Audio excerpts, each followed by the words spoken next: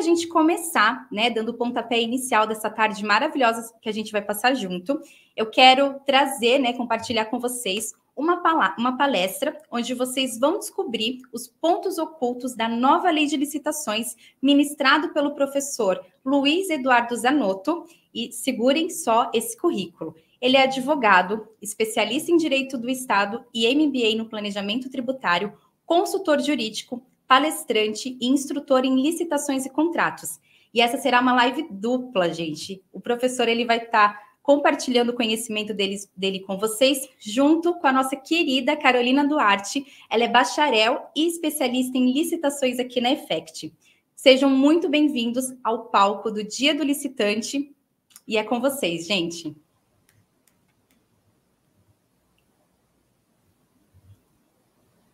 Estão aí? Tudo bem com vocês?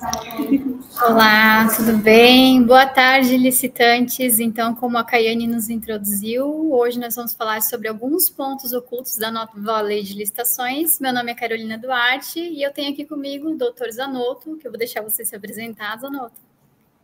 Boa tarde, pessoal. Boa tarde, licitantes. A Caiane sempre estilosa, apresentando, iniciando as lives com todo estilo, enfim. Que bacana estar mais uma vez aqui com o Effect. Fico muito feliz em compartilhar mais um evento com vocês. Hoje, dia do licitante. Vocês já devem conhecer, Luiz Eduardo Zanotto, advogado, consultor jurídico, enfim, a Caiane já falou meu currículo ali, resumidamente, e fui convidado para fazer um bate-papo bem interessante, um tema bem instigante, e combina com o nosso ano de 2024, que é um ano que vai exigir muita criatividade de todos nós. Para mim é uma alegria muito grande estar aqui com vocês, e em especial em dividir esse painel com a doutora Carolina Duarte, queridíssima também. Obrigada, doutor. Então vamos lá, pessoal. Um dos primeiros pontos que nós gostaríamos de trazer hoje é a respeito da negociação direta e os critérios de julgamento. Deixa eu só verificar que se o nosso slide está ativo. Vamos combinar ao vivo aqui, Carol. Tu passa ou eu passo? Como é que a gente faz? Você também consegue passar? Então vamos passar. Você não passa sei, e eu vou falando. Eu não consigo. É contigo então aí. Eu faço. Pode deixar comigo. Então tá. Então vamos lá. Sobre a negociação direta e os critérios de julgamento, vou fazer uma breve introdução aqui, depois eu passo a palavra para o nosso excelentíssimo professor. Hoje, a negociação direta ela é um dos aspectos mais relevantes da nova lei de licitações, a 14133, e ela busca realmente simplificar e agilizar o processo de contratação, permitindo maior flexibilidade e uma adaptabilidade às necessidades específicas de cada contratação. E com a negociação direta, é possível agora, estabelecer diálogos mais diretos entre o contratante e o contratado. Isso permite que sejam feitos ajustes e negociações muito mais ágeis nos certames, Acaba também contribuindo para uma maior eficiência nos processos de contratação pública. Além disso, a nova lei ela estabelece critérios de julgamento um pouquinho mais abrangentes, que o doutor Zanotto vai trazer daqui a pouquinho. E agora, as propostas elas não são mais avaliadas apenas pelo preço, mas também levando em consideração a qualidade, a sustentabilidade e a inovação oferecida pelos licitantes, que no caso são vocês. Essa mudança ela visa incentivar a busca por soluções muito mais criativas e eficientes para agora o nosso mercado. Zanotto, passando um pouquinho a bola para ti, pode explicar como é que vai funcionar a negociação direta e em que momentos que ela pode acontecer? Olha só, Carol, que interessante, Primeiro, retomar um pouquinho a questão de pontos ocultos, Na verdade, pontos ocultos, a gente tende a entender essa situação como, o que será que a lei traz como mistério, como algo ainda a ser revelado durante a vigência da lei? O que a gente pode buscar além do texto legal, Na verdade, quando se publica uma lei, seja qual matéria for, a gente nunca vai saber o que passa na cabeça do legislador, de quem criou a lei e do grupo de pessoas que estudou aquela lei. Claro que eles imaginam um cenário ideal, só que quando vai ser colocado em prática, ele vai sendo ajustado às realidades e necessidades de quem está usando aquela lei. Então, na verdade, neste momento em que a lei agora, em 2024, que ela vai começar a ser usada a pleno pela administração, é que nós vamos poder descobrir, vamos dizer assim, a potencialidade da lei. Até onde ela pode nos deixar chegar. com, claro, boas negociações, né, bons negócios, bons contratos, que resolvam o problema tanto da administração quanto, né, dos fornecedores que também querem fazer os seus negócios. Então, a pergunta da Carol aqui foi sobre negociação direta, né, e a questão de eficiência de processos, né? Quando a gente pensa em contratação pública, a gente tem que pensar a administração como um cliente. A administração é um cliente. Só que a diferença é que o cliente cheio de mania, vamos dizer assim. Como assim? É um cliente que ele tem um procedimento específico para te contratar. Não basta só ter vontade de contratar. Ele precisa seguir um rito para que esse contrato seja bem feito. Eu exploro um pouquinho mais esse tema. Naquele curso tinha um cara até muito simpático que falou antes ali um pouco da Caiane, falou sobre o guia do licitante, né, um curso da Effect, aí, um curso bem interessante, onde a gente dá uma abordagem geral da lei de licitações. O curso é guia do licitante do edital à contratação e, de fato, traz um overview desde a fase de transição, né, dos regimes jurídicos da Lei 866 para 14133 até detalhes do contrato. Ele é um ponto de partida muito importante para quem quiser começar a se aprofundar mais no conteúdo da nova lei de licitações. Ele não é um curso para concurso, não é um curso acadêmico, ele é um curso voltado para o fornecedor. E essa é a ideia, espero que vocês aproveitem esse material que foi feito com muito carinho, muita dedicação. Bom, então, o fornecedor, aliás, a administração é o cliente do fornecedor. Então, o fornecedor quer ser um bom fornecedor, tem que conhecer as dores do cliente. E claro que a administração precisa passar por um processo de contratação. Esse processo de contratação, via de regra, é um processo formal. Como assim formal? Ele tem passos, ele segue um rito, segue uma licitação, segue uma dispensa, ele tem um rito, tem um procedimento para acontecer. Só que o fato de ter um processo formal não significa que não tenha etapas de negociação, onde a administração pode conversar com o fornecedor para ajustar, né, tanto a questão de preço quanto a questão de objeto. Uma vez que está publicada a licitação, evidentemente, a gente não pode fugir daquele objeto que foi contemplado, que foi definido pela administração. Aí não tem mais espaço para negociar o objeto, mas tem espaço para negociar preço. Então, de maneira objetiva, a gente tentou listar aqui algumas etapas onde a lei permite uma negociação explícita entre o fornecedor e a administração e alguns passos em que a lei prevê uma negociação implícita, né? Vamos lá, negociação explícita. A lei deixa claro que é dever da administração negociar com os fornecedores durante a licitação. Então, encerrada a fase de disputa, seja fase modo disputa aberto, fechado e aberto, enfim, sempre quem vai conduzir a licitação, o agente de contratação, o pregoeiro, vai poder negociar com o detentor da menor proposta, do melhor lance, para ver se ele pode baixar ainda mais o preço, e até mesmo dos demais classificados para estabelecer uma ordem de classificação mais ajustada, mais vantajosa para a administração. Então a lei prevê claramente essa possibilidade. Então não se espantem se terminada a fase de lances, o pregoeiro ainda abrir a licitação e querer baixar mais o preço. É possível, é possível. Aí, claro, negociação, cada um traz o seu argumento para verificar o que é melhor para ambas as partes. O que a lei traz de novidade é que quando um fornecedor deixa de assinar um contrato com a administração, também se abre aí um momento da administração negociar preços com os demais classificados na licitação. Então, o primeiro colocado, por algum motivo, não assinou o contrato, seja porque não quis, ou porque não pôde, ou porque foi impedido disso, mas o primeiro colocado não assinou o contrato, a administração pode chamar o segundo colocado para negociar um valor mais vantajoso do que aquele apresentado na licitação pelo segundo colocado. Isso é novidade, isso não estava previsto na Lei 866, isso agora ficou explícito na Lei 14133, no artigo 90, certo? Essas remissões de artigo aí do material sempre se referem à Lei 14133, certo? Eu não repeti o número da lei para não ficar maçante, né? Ficar ocupando espaço aí desnecessário. Tá? E a mesma forma, a lei prevê também uma possibilidade de negociação na renovação de contratos contínuos, ou contratos continuados. E que a lei inovou, né, além da gente ter o serviço continuado, nós temos o fornecimento continuado, ou seja, aqueles materiais, equipamentos de uso contínuo da administração, o contrato ele pode ser prorrogado da mesma forma como se fosse um serviço continuado. Então imagine, medicamento. Sei que tem pessoal aí que vende medicamentos, né, para a administração. Quem vende medicamento sabe que essa demanda por medicamento ela é permanente. Então, a administração pode, ao invés de fazer um registro de preços e acionar o registro de preços esporadicamente, ela pode fazer um contrato de fornecimento continuado e, por exemplo, estabelecer que a cada mês, ou a cada semana, ou a cada 15 dias, vai ser entregue uma quantidade X de medicamento.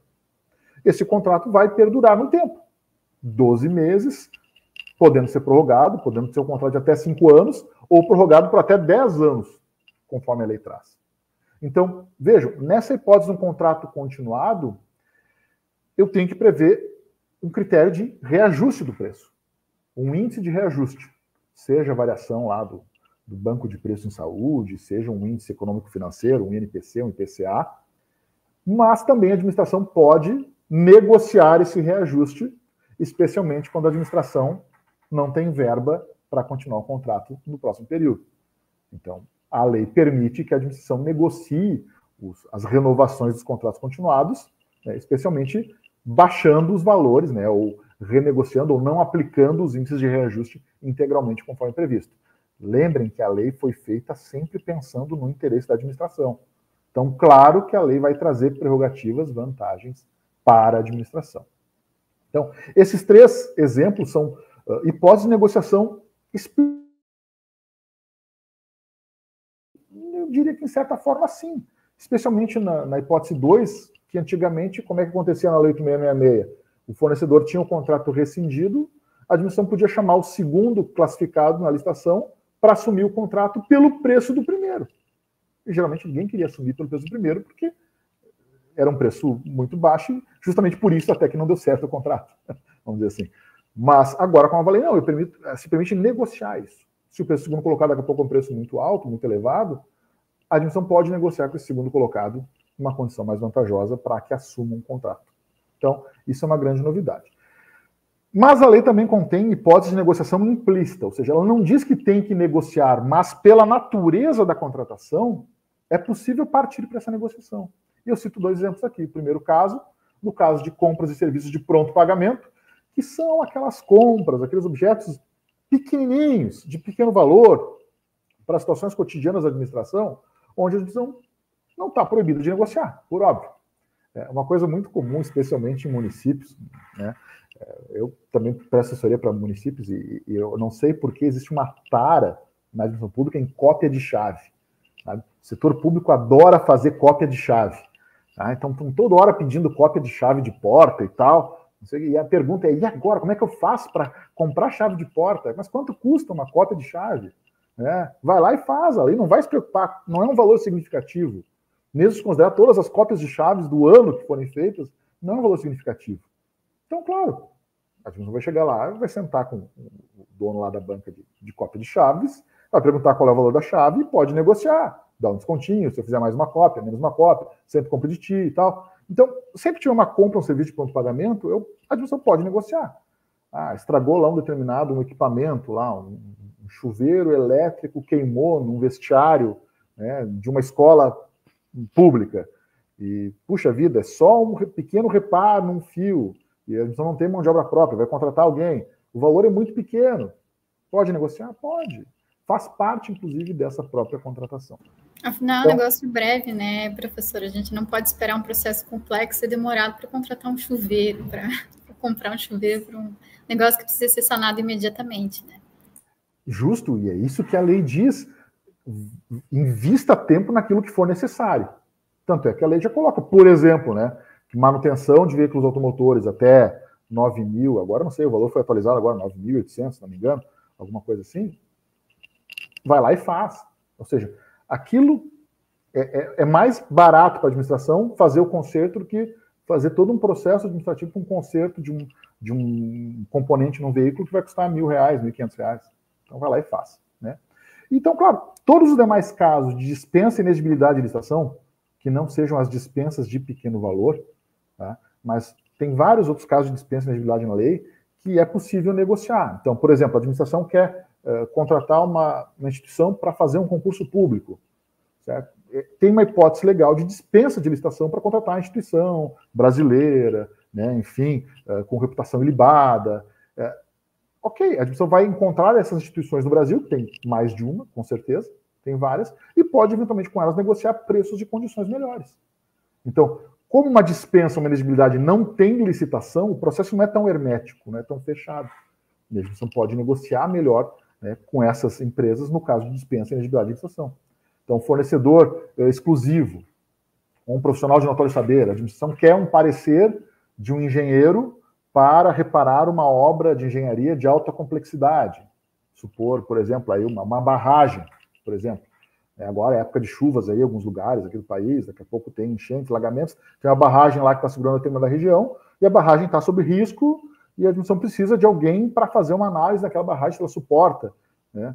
Daqui a pouco vai contratar um expert para fazer uma análise específica dessa barragem. Esse expert vai chegar, vai dar o valor dele de honorários, e a administração pode não aceitar, pode ser um valor muito caro, nada impede que ela sente e negocie com esse profissional um valor. Então, assim, de novo, negociar faz parte do negócio, faz parte do trato da contratação. Negociar faz parte. A lei deixa claro que é possível negociar, inclusive em licitações, e nos demais casos não há nenhuma vedação, né, acerca desse tipo de negociação. Então não tem problema nenhum em relação a isso. Bacana.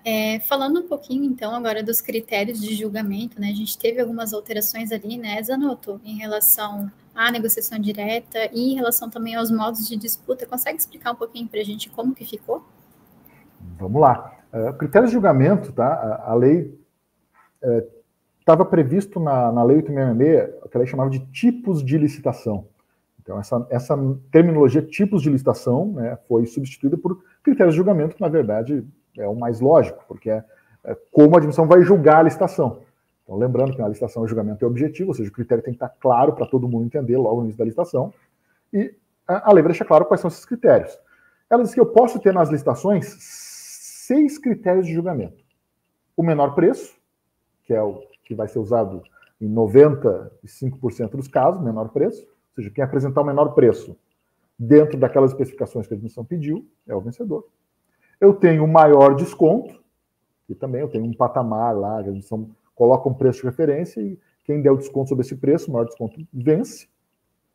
Eu tenho a hipótese de julgamento de melhor técnica ou conteúdo artístico. Quando é que se usa esse critério de julgamento? Né? No caso de licitações que envolvam, vamos dizer assim, atividades artísticas, evidentemente, ou trabalho de natureza predominantemente intelectual. Então, isso é muito comum, esse critério, na licitação modalidade concurso. Que não é o concurso para provimento de cargos, né, mas é justamente o concurso para a escolha de um trabalho técnico ou artístico. Como, por exemplo, quero desenhar a nova bandeira do município. Faço um concurso, critério de julgamento, melhor técnica para fazer bandeira, melhor conteúdo artístico, ou desenhar um novo ginásio para uma região X. Né? Enfim, critério concurso, melhor técnica, conteúdo artístico. A lei permanece com critério técnica e preço, que também é utilizado no caso de serviços de natureza predominantemente intelectual, né, serviços técnicos, onde se entende que o preço é relevante, mas não é o mais relevante. O mais relevante é termos também alguém que comprove uma capacidade técnica através de experiências anteriores, através de uma equipe técnica mais qualificada, através de, eventualmente, profissionais mais gabaritados, com melhor formação. Então, é uma licitação que ela tem 2 fases. Aliás, 3, pelo menos. Uma fase de habilitação, onde se analisa os documentos de habilitação. Uma fase técnica, onde se avalia os critérios de natureza técnica do licitante, se pontua esses critérios. E, no final, tem uma fase de preço, onde se avalia as propostas de preço. E se dá uma pontuação para quem apresenta a melhor técnica e para quem apresenta o melhor preço, e se faz uma média ponderada, né, desses itens, chegando ao resultado final. Então, é uma licitação mais complexa, ela é uma licitação mais demorada, evidentemente, por ter mais uma fase, mas é um critério de julgamento que a lei previu. Tá? Utilização na prática, como falei, para esse serviço mais complexo, um serviço de auditoria mais complexo, um serviço de, eventualmente, de cálculo autuarial para alguma entidade pública que, por exemplo, cuide de seguros, né? Enfim, são serviços de fato mais complexos. Alguns gostam de fazer licitação de serviços jurídicos, técnica e preço, né, para contratar uma banca mais, assim, com maior qualificação, enfim. É uma possibilidade. No caso de leilão, a lei prevê também que é o maior lance, que é o famoso quem oferece mais, né? Quem dá o maior preço, o maior lance. E o 6º critério é o maior retorno econômico, que também é uma novidade da lei, que ela veio, esse critério de julgamento veio lá do RDC, maior retorno econômico, que é no caso de contratos de eficiência. Então, quando a administração ela quer remunerar um fornecedor pelo benefício que ele traz à administração. O exemplo clássico do maior retorno econômico, quando a administração quer fazer algum processo que envolva economia de despesas contínuas, despesas correntes, como, por exemplo, o uso de energia elétrica. Então, hoje em dia, tem várias tecnologias aí que visam abaratear o custo da energia elétrica. Energia solar, energia eólica, energia, enfim, eólica, energia fotovoltaica, enfim, tem várias formas de geração de energia. Qual a melhor? Não sei, depende de cada caso, depende da área que se tem. Então, a gente não pode fazer uma licitação e dizer, olha, quem me apresentar o melhor projeto, que me deu o maior desconto na minha conta de luz, parte desse desconto vai ser a remuneração do fornecedor que vai, assim, criar e instalar essa solução. Então, nesses casos, eu tenho um critério de julgamento maior retorno econômico, onde se prevê um retorno para a administração e parte desse retorno é a remuneração para o fornecedor. O que a gente não pode confundir é critério de julgamento com modo de disputa. Então, o critério de julgamento é como a administração vai julgar. O modo de disputa é como os fornecedores vão apresentar as suas propostas. Então, a lei deixa claro que eu tenho um modo de disputa quando eu tenho licitações, via de regra, no menor preço. Então, quando eu vou disputar preço, eu vou trabalhar com modo de disputa. E aí a lei coloca que eu tenho modo de disputa aberto, modo de disputa fechado e combinado, que seria fechado com aberto e aberto com fechado. Tem gente que é mais exagerada e diz que, como a lei não limitou, eu poderia fazer uma fase aberta, uma fechada, depois uma aberta de novo, mas aí vamos combinar que a gente não estamos sendo eficientes, né? Então, na verdade, os modos de disputas é a forma que o licitante vai poder apresentar seu preço, que geralmente é o modo aberto, onde todo mundo dá lance, e aí o sistema vai dizer quando é que termina os lances. Geralmente tem o modo de prorrogação automática, então dá um lance, espera mais 2 minutos, ninguém dá lance, terminou. O modo de disputa fechado, que é o tradicional, vamos dizer assim, envelope, só que a gente está falando de licitações eletrônicas, então eu tenho um envelope eletrônico, eu vou lá, coloco o preço no sistema, e esse preço é fechado. Inclusive, se falou agora que a lei poderia ser alterada para que em obras de engenharia só houvesse modo de disputa fechado, o que não aconteceu. Esse trecho da Lei 14.770 foi vedado pelo presidente, então foi vetado, né, na verdade, e com isso essa premissa não aconteceu. Mas eu tenho licitações em que eventualmente só vou permitir o preço fechado, por exemplo, concurso, né? O concurso tem preço, na verdade, é técnica, né? Mas, enfim, alguma obra mais complexa, alguma concessão, por exemplo, poderia se admitir o modo fechado. E a combinação de modo aberto e fechado. O modo aberto é todo mundo dá lance, e no final, os 3 melhores, vamos dizer assim, podem dar um último lance fechado. E o modo disputa fechado e aberto é os preços são fechados, e aqueles que apresentam as 3 melhores propostas, aí sim entra numa fase de disputa aberta. Similar ao que acontecia com o pregão presidencial, né, antigamente. Então, a lei ela traz vamos dizer assim, uma maior possibilidade de disputas, e cabe à administração escolher aquilo que é mais adequado para o seu objeto, e, claro, cabe ao fornecedor, vamos dizer assim, estar atento ao seu edital, né, para entender bem como é que vai se dar esse tipo de disputa. Bacana, muito bem colocado, Zanotto. E puxando o gancho ali desses critérios, a gente precisa falar também um pouco sobre requisitos, né? A nova lei de licitações ela introduziu também a garantia de proposta como um requisito da pré-habilitação, permitindo aí a exigência no momento da apresentação da proposta pela empresa licitante.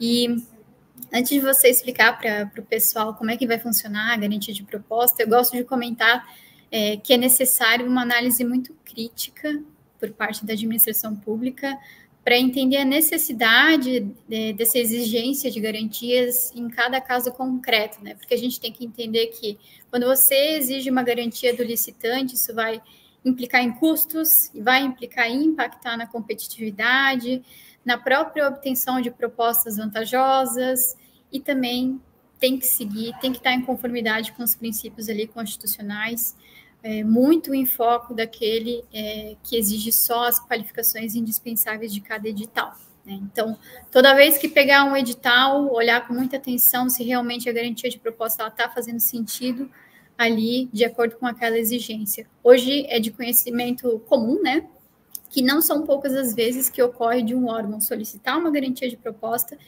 justamente por ele ter validado previamente um certo histórico de participantes e consequentes desistências relacionadas a algumas empresas, né, e em determinados produtos. Então, para não onerar e frustrar esse processo licitatório, aí sim, cabe nesses casos muito bem ele requisitar essas garantias. E lembrando, né, que esse tipo de conduta reiterada, de não apresentar proposta, de desistências, ele pode ser penalizado pela nova lei de licitações, inclusive de maneira muito rigorosa, por caracterizar fraude em licitação, né.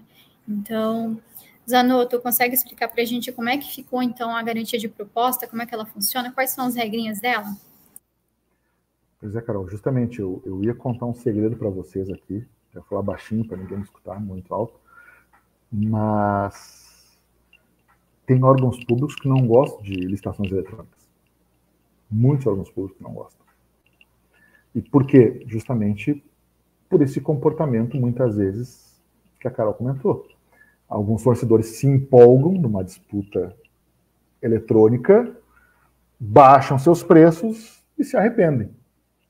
Não sei por que motivo, daqui a pouco não atingiu tantos lotes como gostaria, daqui a pouco se emocionou mesmo e baixou mais do que a procuração do chefe deixava, e aí vem aquele momento constrangedor de, puxa vida, vou ter que pedir desistência do meu lance, vou ter que pedir para não considerar meu preço, vou pedir para me desclassificar.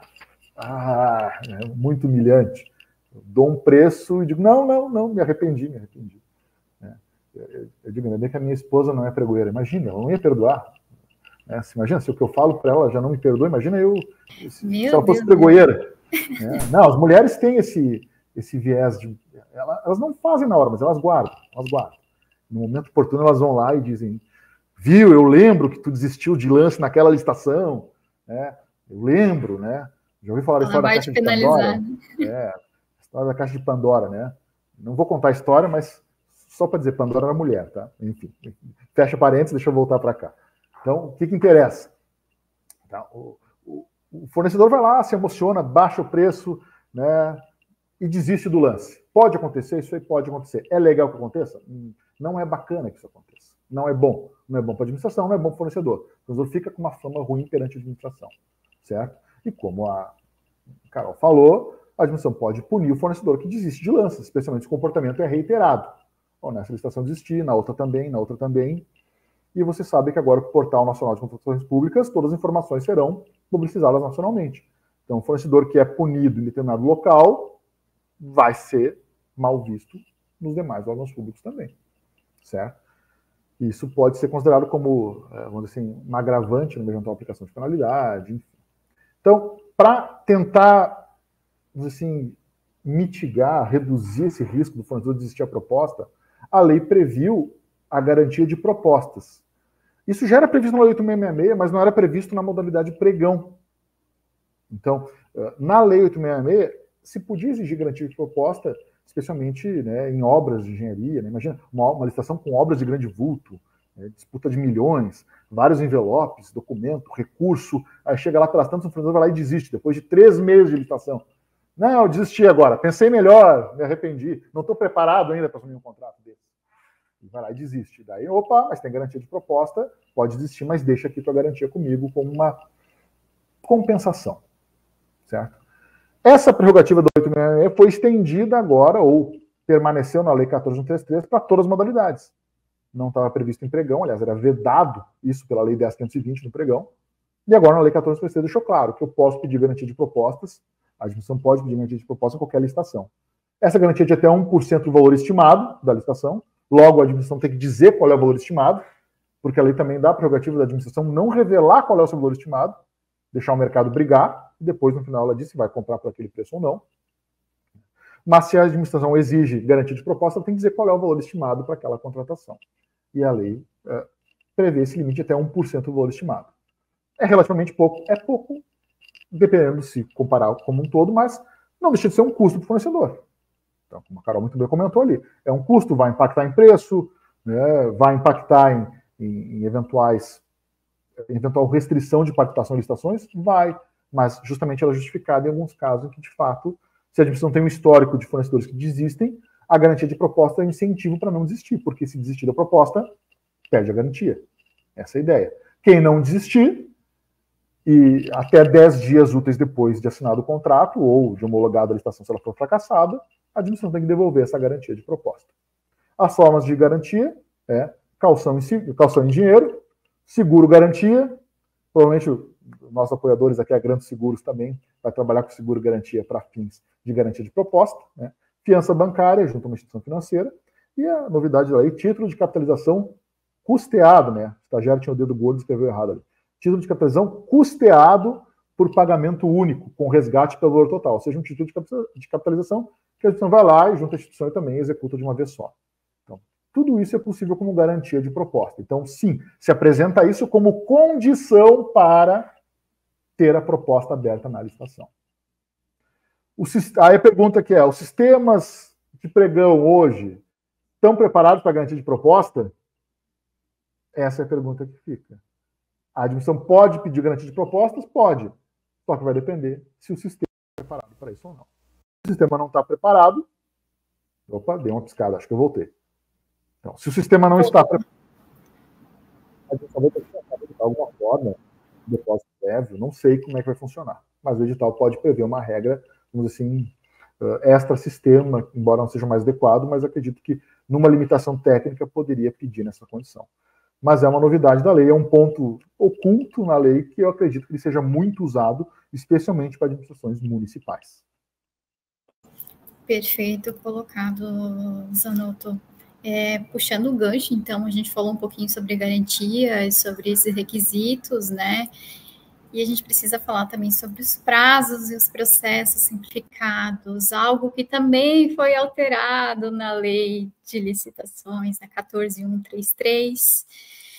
E antes de você falar sobre essas alterações de prazos, datas, eu quero falar um pouquinho que, na verdade, não é tão ruim assim quanto parece, foi muito mais benéfico do que a gente imaginava, tá?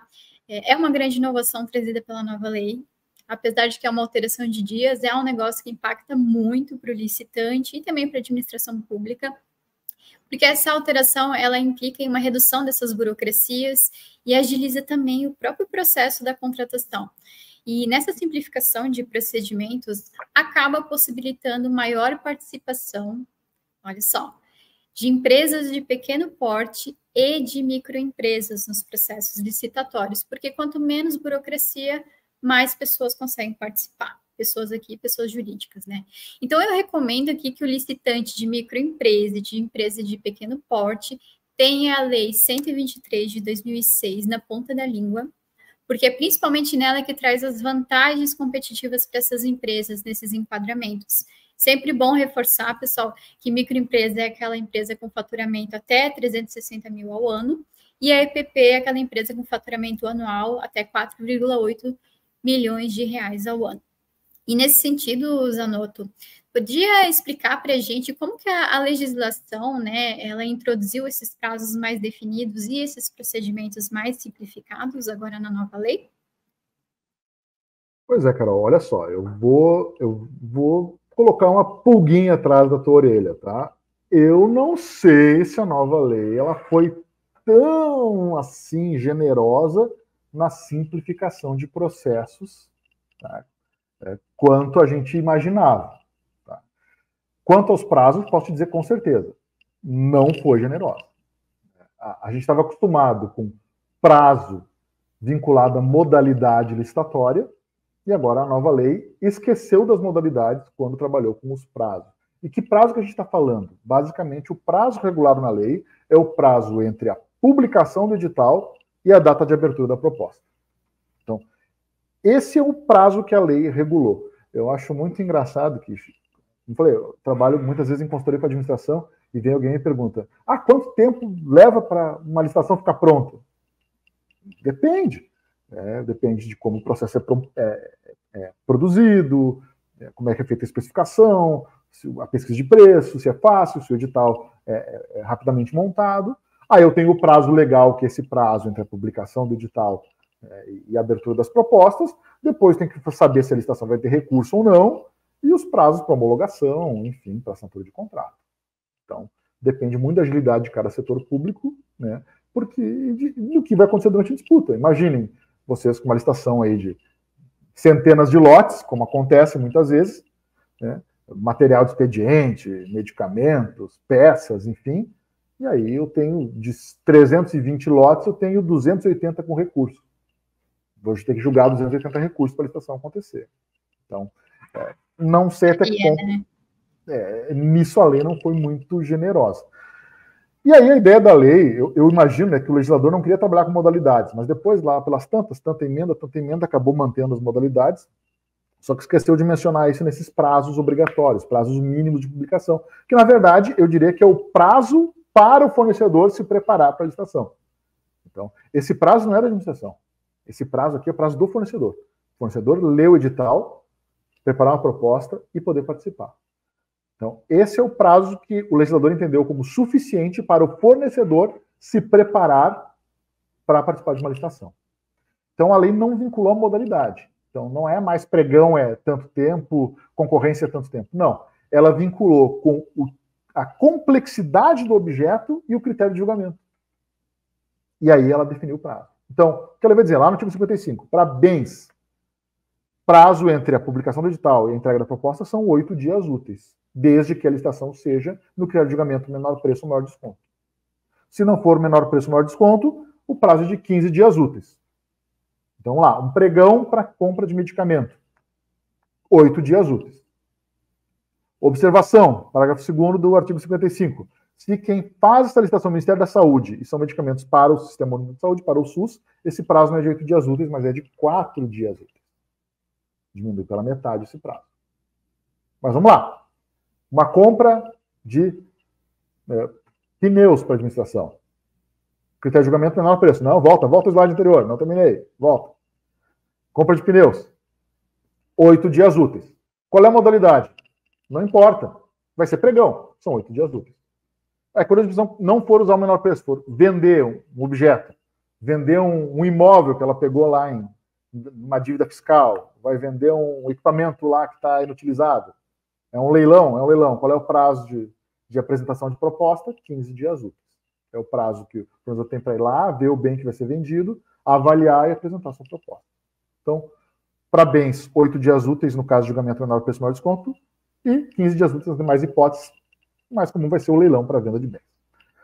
Para serviços, agora sim. Serviços e obras. A lei colocou 10 dias úteis no caso de menor preço ou maior desconto para serviços comuns, obras e serviços comuns de engenharia. Aí vamos fazer uma outra discussão. O que é um serviço comum de engenharia? Bom, sem mergulhar muito nessa discussão, mas vamos supor uma pintura de um imóvel público, de um prédio público qualquer. Serviço de pintura. É um serviço de engenharia? Não é? Enfim, não vamos entrar na discussão. É um serviço comum. Né? Tem muita gente no mercado que faz, não requer muita capacitação técnica para isso, mas é um serviço. Critério de julgamento menor preço. Qual é o prazo entre a publicação do edital e a entrega da proposta? 10 dias úteis. Construir um muro. 10 dias úteis for um muro comum, vamos dizer assim. Não é uma muralha da China. A muralha da China daí seria uma obra mais complexa. Né? E no caso para serviços especiais, serviços mais complexos, ou obras e serviços especiais de engenharia, aí sim, construções, reformas mais complexas, a lei coloca 25 dias úteis. Então, geralmente, um serviço comum de engenharia vai ser listado por pregão. Então, eu vou ter um pregão com um prazo mínimo de 10 dias úteis. Uma obra de engenharia mais complexa vai ser por concorrência. Concorrência, o prazo entre a publicação do edital e a entrega de proposta é de 25 dias úteis. Esse prazo de 25 dias úteis também ocorre na fase 1 do diálogo competitivo. O diálogo competitivo, não adianta, vocês me dão corda, eu fico falando, né? Mas o diálogo competitivo, na minha visão, tá? É tipo vida extraterrestre. Pela probabilidade, tamanho do universo, tá? Pode ser que exista vida fora da Terra. Exista. Eu vou ver? Não sei. Provavelmente não. Mas dizem que existe. Se existir, ok, estamos preparados, né? Ou não. O diálogo competitivo, para mim, é essa vida fora da Terra. Existe a modalidade. Está aí. Vai ser usada alguma vez? Pode ser que seja. Eu vou ver ela ser utilizada? Não sei. Mas está prevista aí. O fato é que o diálogo competitivo é uma modalidade mais complexa, que é quando a administração geralmente não sabe o que ela vai contratar, não sabe nem o que ela quer. tão complexo que é o objeto, né? Então, a admissão tem a primeira fase, que é, bom, eu quero um serviço de mobilidade urbana que me permita não demorar mais de 10 minutos para chegar de um ponto a outro de uma cidade. Como é que se faz isso? A gente vai dizer, não sei, mercado me diga como é que é. Isso seria a fase 1 do diálogo competitivo. Aí se o mercado vai dizer, não, faz um metrô, faz um aerotrem, dá uma mochila de a jato para cada um voar, aí o mercado é que vai apresentar a solução. Então essa primeira fase do diálogo competitivo leva 25 dias úteis, ou seja, 25 dias úteis para a administração dar para o fornecedor pensar uma solução para esse problema que a administração não sabe qual é a solução. Mas enfim, fechado parênteses aí. É aquela coisa, né? A administração pública ela tem o problema e o mercado que tem a solução, né? Então basta os dois conversarem, né, para acontecer. Nesse lado foi interessante prever isso, só que a lei só previu isso para situações muito complexas, tá? De maneira formal dentro de uma licitação. Claro que, em casos corriqueiros, a administração pode chegar no mercado e pesquisar, faz parte. Mas quando for algo muito complexo, ela transforma isso numa licitação, um diálogo competitivo. Então essa é a fase 1 do diálogo competitivo, 25 dias úteis. A fase 2, que é, bom, já descobrimos que a gente vai contratar, e vou pedir para todo mundo dar proposta nesse valor, essa fase 2 dura 60 dias úteis. 60 dias úteis é demorado.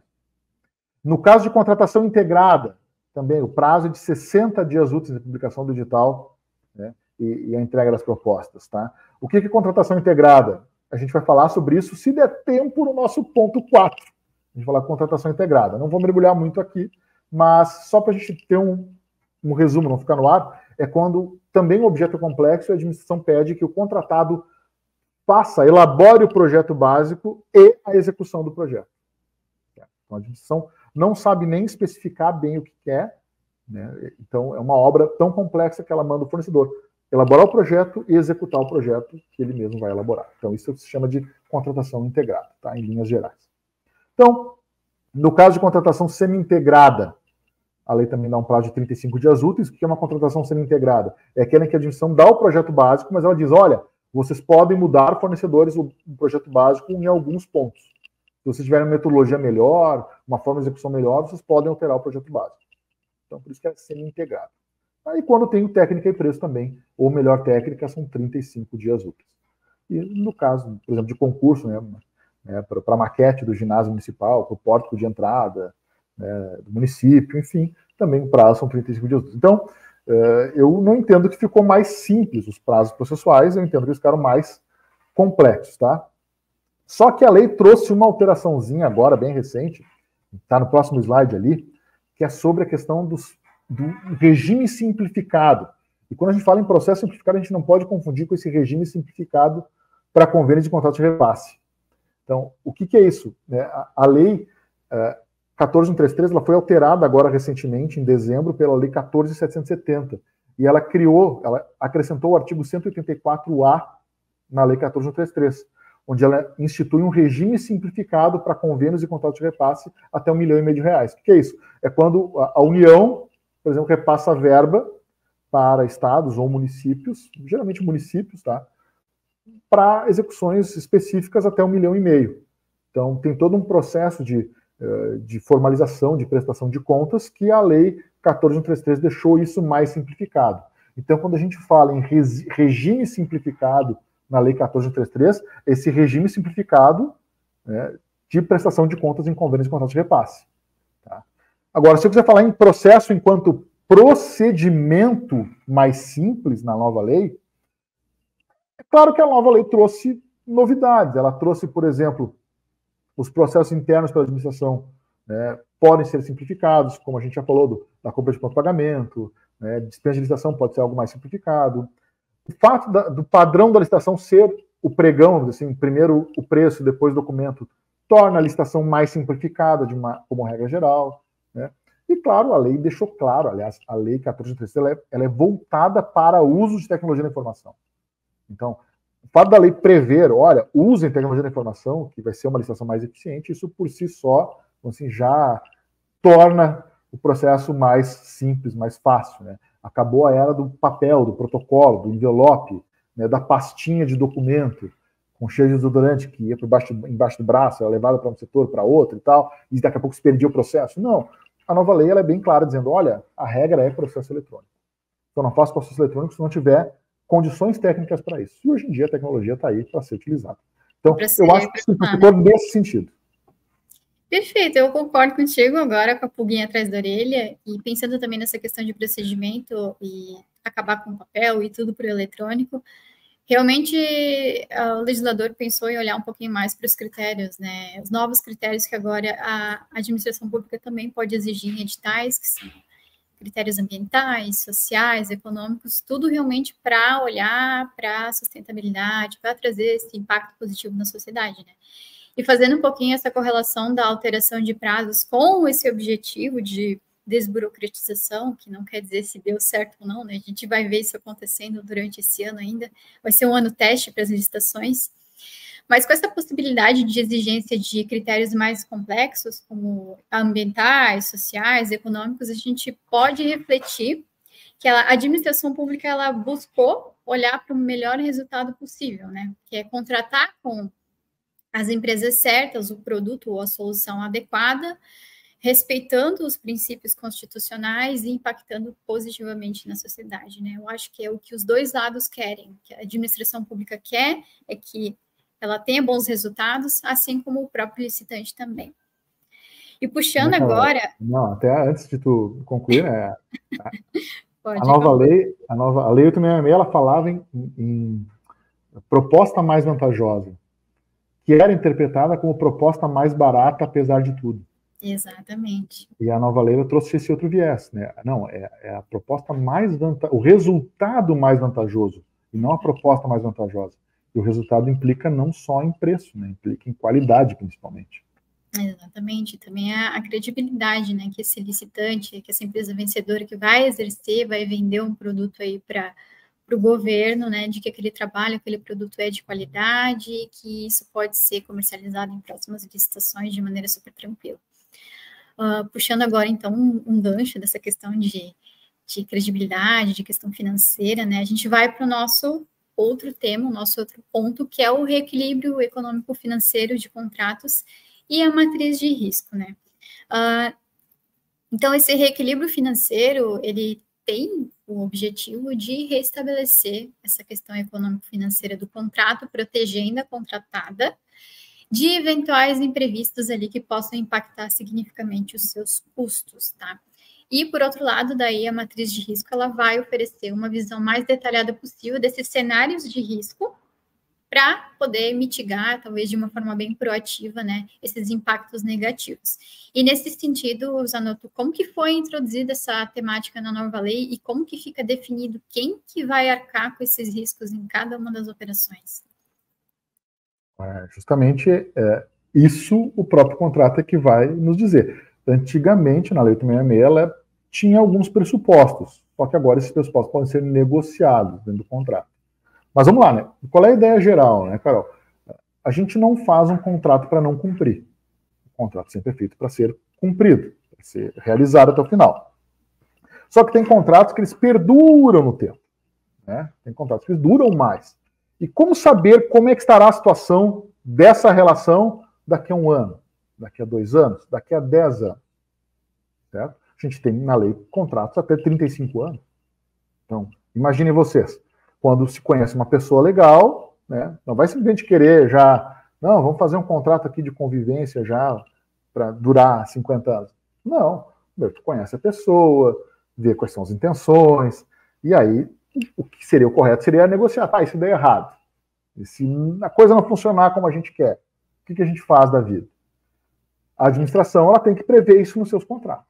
Então ela prevê assim, o passar do tempo por si só já desgasta uma relação. Normal. Já desgasta.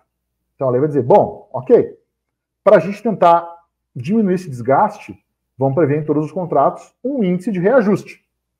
O que é isso?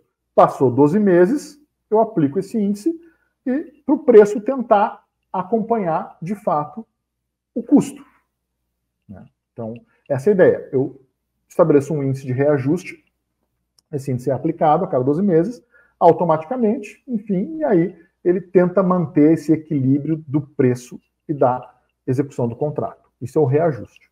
Repactuação é o reajuste em contratos com cessão de mão de obra, com dedicação exclusiva de mão de obra. Então, na repactuação ele é um reajuste, mas ele também é, assim, mensurado, ou principalmente ele é mensurado pela variação dos custos da mão de obra, quando tem mão de obra com dedicação exclusiva. Então, contratos de serviços continuados, onde há uma categoria profissional regida por um acordo coletivo, uma convenção coletiva. Então, imagina, vem uma nova convenção coletiva, dando um aumento na categoria lá de 10, 5, 8%, esse valor, essa convenção coletiva tem força de lei, ou seja, o empregador tem que passar aos seus empregados esse valor. E para poder refletir esse custo no contrato, se tem esse instituto da repactuação. O reequilíbrio, a gente tem que entender que o reequilíbrio ele é uma situação extraordinária. Então, o reajuste e a repactuação são situações ordinárias. A cada ano, quando ocorrer um novo acordo coletivo, uma convenção coletiva, ou quando passar 12 meses lá do orçamento, eu vou aplicar o índice, ele é ordinário, ele vai acontecer sempre. O reequilíbrio é quando for algo extraordinário. E justamente por ser extraordinário, a gente não tem como prever quanto que ele vai ser. Certo? Então, a lei vai trazer o conceito de desequilíbrio. Para eu ter reequilíbrio, tem que ter um desequilíbrio. Então, o que é o desequilíbrio? É quando eu tenho um evento superveniente, ou seja, superveniente, aconteceu depois, e imprevisível. Não é culpa nem da administração, nem do contratado. Um evento superveniente e imprevisível, tá? Que inviabilizem a execução do contrato, né, tal como pactuado. Essa foi a novidade da lei, a expressão tal como pactuado. Né? Ou seja, se eu previ no meu contrato que eu teria 10% de lucro naquele contrato, se houve um aumento substancial nos meus insumos, nos meus custos, que desequilibrou o contrato, eu posso tentar recuperar esse equilíbrio da mesma forma como foi pactuado originalmente. Certo? Então, essa é a dificuldade do fornecedor. Provar para a administração que esse aumento de custos foi imprevisível, não é um aumento de custos ordinário. Ele é imprevisível, ou ser previsível que ele tenha sido mais do que o costumeiramente ocorrido. Tá? E a lei traz a novidade também, respeitada em qualquer caso, a repartição objetiva de risco estabelecida em contrato. O que é essa repartição objetiva de risco? Matriz de risco. Então, o que é a matriz de risco? Justamente, tem natureza de cláusula contratual, onde vai dizer situações, caso venha a ocorrer a culpa do contratado, ou o contratado que assume essa variação de custos, ou, se, em determinadas hipóteses, é a administração que vai assumir essa variação de custos. Certo? Então, o conteúdo dessa matriz de risco, lá no artigo 103 da lei, riscos da administração, riscos do contratado e riscos são compartilhados. Tá? Matriz de risco é obrigatória? Não é. Quer dizer, via de regra não é, porque a lei fala em poderá ter matriz de risco. Mas em obras de grande vulto, que são aquelas acima de 239 milhões, no caso da União, municípios e estados podem regular grande vulto em valores diferentes, né? E no caso de contratação integrada ou semi-integrada, também é obrigado a ter matriz de risco. Mas, para a gente não se alongar muito, o que seria uma matriz de risco? Né?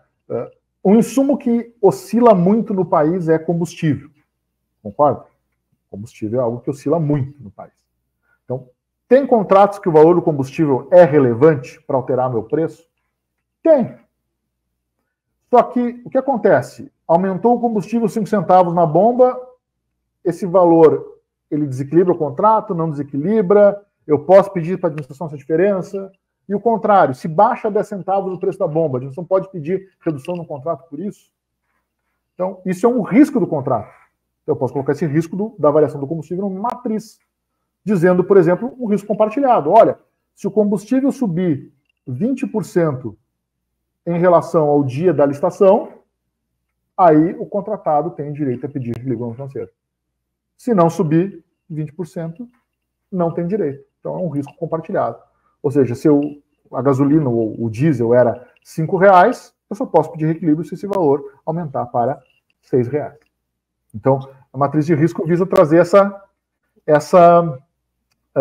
esse compartilhamento de situações que a gente não gostaria que acontecessem, mas caso aconteçam, quem vai ser o responsável por isso? É o grande cálculo das variáveis, né? Tentar mitigar todos os riscos ali para os dois lados. Então, Nós tínhamos mais assuntos para trazer, mas dado o tempo, a gente se alongou um pouquinho, a gente se empolgou aqui, né, Zanotto? E perfeitas colocações. Licitantes, é normal que quem licite há muito tempo pense que nada substancial tenha mudado com a nova lei de licitações, né? Que basta seguir ali o rito que vai dar tudo certo. Só que a gente deu aqui alguns exemplos de que não é bem assim. Então, é muito importante que os licitantes continuem atualizando seus conhecimentos acerca das licitações. Eu reforço novamente, então, que hoje a Effect ela fornece um curso excelente e completo, o Guia para Licitantes, que é destinado para quem já licita atualmente. Ele é ministrado pelo meu excelentíssimo colega Zanotto, que aqui vos fala, né? E a nossa equipe ela vai colocar ali o link do curso no chat para quem tiver interesse em dar uma olhada, particularmente falando, tá? Eu já vi vários cursos de licitações, eu já fui licitante também, e eu digo por experiência própria que é o curso com a melhor linguagem de explicação, e realmente é um curso que traduziu os processos licitatórios. Eu agradeço a presença de vocês até o momento na live, porque para nós da Effect, o dia de hoje é um dia muito especial, porque é o dia de vocês, né? É o dia do licitante, e vocês que fazem a Effect. Eu espero que vocês continuem transformando o mundo das licitações conosco. Zanotto, quer dar uma palavrinha antes da gente responder uma ou duas perguntinhas ali, se der? Tranquilo, pessoal. Tem muitos tópicos interessantes na nova lei. Né? O tema é riquíssimo. E agradeço mais uma vez a Effect pela oportunidade. Estamos à disposição, né? Se tiver alguma pergunta também, podemos trocar informações nesse momento ou, né, numa próxima oportunidade aí. Obrigado a todos aí pela atenção. Oi, gente, voltei. Que conteúdo, hein? Realmente desvendando os pontos ocultos da nova lei de licitações, né? Professor, muito obrigada pela sua participação. Carol, muitíssimo obrigado também. Tem algumas perguntas, né? A nossa equipe vai colocar aqui na tela. E primeira pergunta, do Luiz Paulo. Ele pergunta assim: o pregoeiro pode negociar um preço menor com o segundo colocado em diante, mesmo que o primeiro não queira negociar, estando dentro do preço de referência? Essa pergunta... Não, a pergunta é muito boa. Mas olha só, vamos imaginar a seguinte situação, tá? E aí a lei, ela respeita aquilo que aconteceu na disputa, certo? Então, o primeiro colocado foi quem apresentou o menor preço da licitação, tá? Ele tem a prerrogativa de ser chamado para negociar com o pregoeiro, certo? Então, fui lá. A empresa da Carol apresentou o menor preço, e o menor preço dela foi 100. Chegou lá o pregoeiro, quer baixar para... só que eu só tenho 95 para comprar. Pode fazer 95? Daí a Carol vai dizer, não, meu preço é 100, o meu menor preço é 100 e tal. Então, a licitação tende a ser fracassada. Por quê? Se praticamente o primeiro colocado não consegue chegar nesse preço, né, os demais, se não chegaram na disputa, também não conseguirão. Né? Agora, vamos supor uma situação que é muito comum. O primeiro colocado ele acaba sendo inabilitado, por exemplo. Ele acaba sendo desclassificado depois. Aí o segundo passa a ser o primeiro. E aí a esse tem prerrogativa de negociar. Então, legal. Assim, a lei permite isso, entende? Agora, o desafio que eu falei é os sistemas eletrônicos estão preparados para toda essa jogada, né? Então a possibilidade de negociar existe, mas sempre se respeitando a ordem de classificação. Aproveitando só esse gancho da pergunta, Luiz Paulo, a lei tem uma hipótese que ela prevê a negociação entre os demais colocados. Na prática, eu acho muito difícil isso acontecer. Eu acho isso muito difícil na prática de acontecer, mas a lei prevê. Não sei como isso vai ser implementado. Até hoje não vi isso nos sistemas também, mas é uma entre possível, né? Possibilidade possível é. Legal. São possibilidades, né, professor? Porque a lei, ela existe para ser seguida, mas também ali cabe muito do pregoeiro entender sobre a nova lei, não ficar apegado à lei do passado, e sim fazer essa virada de página, né? E até para ser mais objetivo, né, na questão, né, vamos lá, a ideia do Luiz Paulo, creio eu, né? O primeiro colocado não chegou no preço de referência, eu era segundo, teria mais um lance para dar, vou ficar esperando para chamar para ser negociado. Não, isso não vai acontecer. O primeiro colocado é ele que tem a prerrogativa de negociar e o preço é dele, se estiver dentro do preço de referência. Legal, muito bom, muito bom. Tem mais perguntas também, a nossa equipe já vai colocar aqui, então se preparem. Boa tarde. Sobre a possibilidade de renovação da ata de registro de preços na nova lei, no momento de renovação, os quantitativos usados zeram? Boa pergunta também, né, professor? Essa pergunta cabe em várias teses aí de acadêmicas, mestrado, doutorado e tal, mas vamos tentar ser objetivo, tá? Eu sei que para um advogado, uma terça de tarde é difícil, mas vamos tentar ser objetivo. Qual é a ideia? E aí tem argumentos pró e argumentos contra. A minha concepção, anoto. Ata de registro de preço, a admissão não é obrigada a utilizar a quantidade. Então, ela prorroga a validade da ata quando ela não usou a quantidade. Então, o fato de ela renovar a ata ou prorrogar a validade da duração da ata quando ela não usou a quantidade original contratada. Esse é o meu entendimento, que é minoritário, já digo agora. Então, tem muita gente que diz que, não, quando tu renova a ata, seria como se fosse a renovação de um contrato continuado.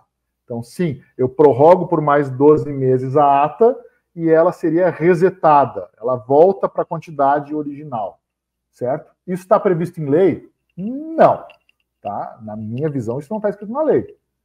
Pode ser que esteja escrito no próprio edital, pode ser que esteja escrito na regulamentação específica daquele órgão público, mas, na minha visão, não é essa a ideia do legislador.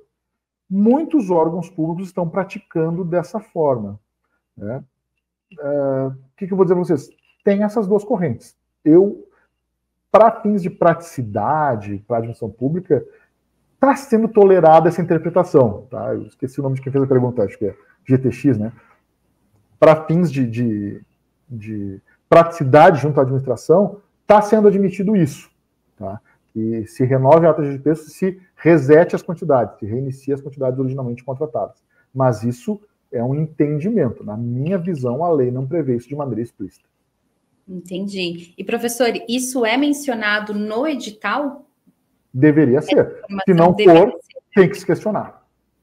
Legal. É por isso que é importante, gente, ler o edital, entender o edital, justamente para que todas essas informações fiquem perceptíveis para todos, né? Senão fica na questão muito do entendimento e aguardando, de fato, a renovação da ata. Todas as informações precisam estar dentro do edital, né? O edital nada mais é do que uma minuta de contrato futura. Então, se tem alguma dúvida, se tem algo que não está claro, é importante pedir ali um pedido de esclarecimento. Última pergunta na tela para vocês, da Andréia Pereira Lemos. Levando em consideração a gestão ESG dessa nova lei, como aplicar esse critério na pequena e média empresa e microempreendedor individual? Critérios de sustentabilidade, governança, enfim. Como a Carol comentou de maneira brilhante, a nova lei ela foca em qualidade. Ela fala em ciclo de vida de objeto. Então, isso permite trabalhar com tecnologias sustentáveis, ela permite trabalhar com logística reversa, ela permite trabalhar com materiais recicláveis. Então, ela permite à administração estabelecer formas sustentáveis ou de contratar objetos de maneira mais sustentável, certo? Então, a administração tem essa prerrogativa. E aí, ela vai jogar essa exigência para o mercado. Então, se uma micro ou pequena empresa ela é focada em produtos, né, com maior gestão, com maior qualidade, ela tende a participar dessas licitações de maior qualidade. Daqui a pouco a gente não pode criar alguns outros critérios que permita que empresas especializadas atuem mais em outras licitações. De novo, né, Caína, a gente está falando muito em possibilidade. Né? A lei possibilita isso. Agora, o que a gente tem que ter em mente é o seguinte, né? Cada vez que se cria uma qualificação, né, uma restrição, um melhoramento, a gente está deixando de disputar por menor preço. Então, quem não acompanha essa evolução, automaticamente está fora. O que acontece é que agora a lei permite isso de maneira muito clara. Não sei se volta a pergunta ali na tela, só para eu verificar se tem alguma outra nuance que daqui a pouco eu não peguei na questão. Né? Vão aplicar esse novo critério na pequena e média empresa individual. De fato, se a admissão exigir mais qualidade desse objeto e a MEPP não conseguir atender essa qualidade, de maneira automática, assim, vai ser um prejuízo para essas MEs e EPs que não conseguirem acompanhar essa evolução, né, de procedimentos de gestão, de procedimentos de sustentabilidade, né, enfim. A gente pode até citar em relação a essas sustentabilidades, a gente pode até linkar com as questões de inovações tecnológicas, né? Hoje em dia a gente vê muita startup trabalhando com ciclos rápidos de desenvolvimento e geralmente empresas novas no mercado já buscam estar regradas por meio da governança, por meio da ESG, né? Então, é algo que se vê com muita frequência hoje. A tendência, e eu espero que isso ocorra rápido, a administração implantando o ranking de fornecedores de maneira objetiva, com critério de qualificação, a tendência é que, de fato, os melhores vão elevando a régua. Então, é a mesma coisa, a questão de compliance, programa de integridade. Tá? As empresas devem ter um programa de integridade. Ok, mas a gente sabe que o programa de integridade é custo. A empresa vai montar um programa de integridade, é um custo que vai ter que assumir, e esse custo vai ser refletido no preço. Tá? Enquanto a administração não enxergar isso e não remunerar isso, as empresas não vão fazer um programa de integridade que atenda todas as hipóteses possíveis. Né? Então, isso é uma evolução. É aquele movimento pendular, né, que ocorre em qualquer inovação, qualquer fase de transformação. Verdade, muito bom, viu, gente? E quem tiver novas perguntas, podem colocando aqui no nosso chat, porque nós vamos dar continuidade. Então, a ideia é que todas essas dúvidas, seja criados conteúdos, e-mails para apoiá-los, porque mudança de lei causa aquele friozinho na barriga, né? Como que vai ser? Como o professor trouxe, são várias possibilidades, mas a mudança aconteceu super recente. Então, ao longo do ano que nós vamos ver, de fato, na prática, a nova lei acontecendo. Então, por enquanto, são possibilidades, né, professor? Mas ao longo do ano já vão surgir novos casos, novos cases de sucesso também, e a implementação, porque não é só o licitante que passa por essa mudança, mas o órgão público também. Ele precisa passar pela atualização, ter o conhecimento ali disponível para aplicar tudo certinho, porque a antiga lei ficou, gente, não volta, já teve a alteração, então, a partir de agora, é só a nova lei de licitações. Gente, muito obrigada pela participação de vocês, professor Luiz Zanotto, Carol, muito obrigada, tenho certeza que tiramos as principais dúvidas, aqueles pontos obscuros, ainda tem muita coisa para a gente aprender, mas o conhecimento é aquilo que eu sempre trago, né? Conhecimento bom é conhecimento compartilhado.